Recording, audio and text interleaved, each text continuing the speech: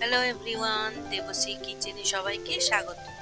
আজকে আবার আমি চলে এসেছি নতুন আরেকটি রান্না নিয়ে। আজকে বানাবো মোচার চপ। এখানে আমি মোচা ধুয়ে সেদ্ধ করে রেখেছি কেটে, আর নিয়েছি পেঁয়াজ কুচি, রসুন, আর আছে কাঁচা লঙ্কা, দুটো আলু সেদ্ধ করে রেখেছি, আর নিয়েছি সামান্য জিরে গুঁড়ো আর 4টে লঙ্কা, শুকনো লঙ্কা আমি ভেজে রেখেছি। আর সঙ্গে লাগছে ব্রেড ক্রাম্বস।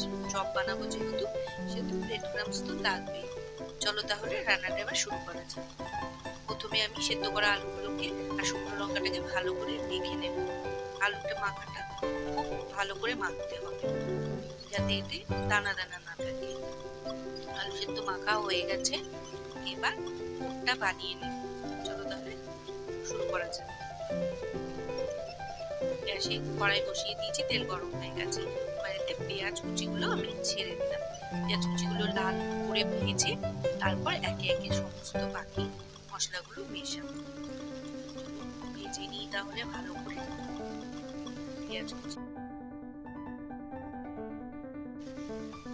পেঁয়াজগুলো লাল করে ভাজা হয়ে গেছে। এবার আমি এতে রসুনগুলো থেতো করে রেখেছিলাম, সেই রসুনগুলো মিশিয়ে দিলাম। এবার ভালো করে ভেজে নিয়ে এবার এতে মোচাগুলো দিয়ে দেবো, সেদ্ধ করে রাখা।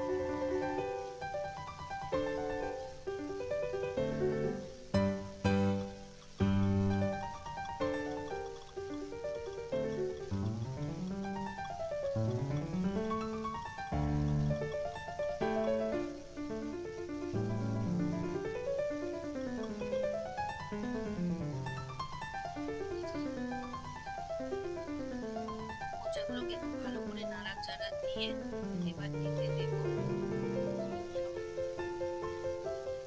যেহেতু মোচা সেদ্ধ করার সময় আমি একটু দিয়েছিলাম, তাই সামান্য মিশাবো।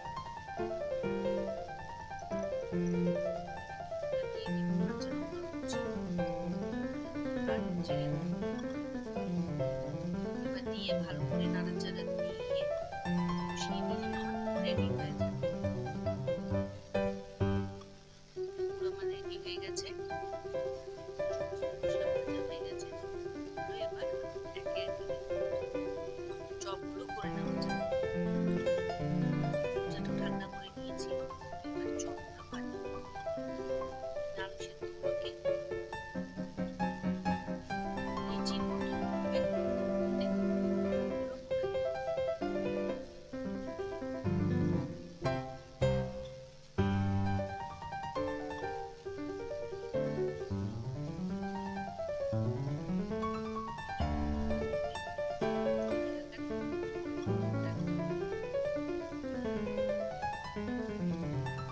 চারদিকটা যেন ঠিকঠাক করে কভার হয়ে যায়। আমি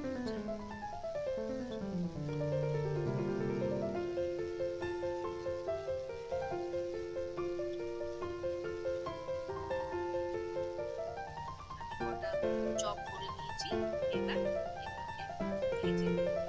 তেল গরম হয়ে গেছে, ব্রেড ক্রাম্ব ভালো করে ব্রেড লাগিয়ে তারপর ভেজে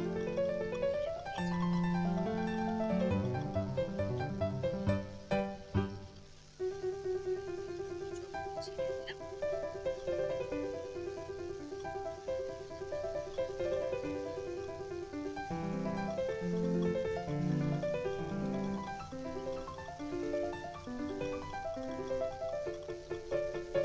সবই ছেড়ে দিয়েছি। তেলটা যেন এখানে একটা কথা বলার আছে, তেলটা যেন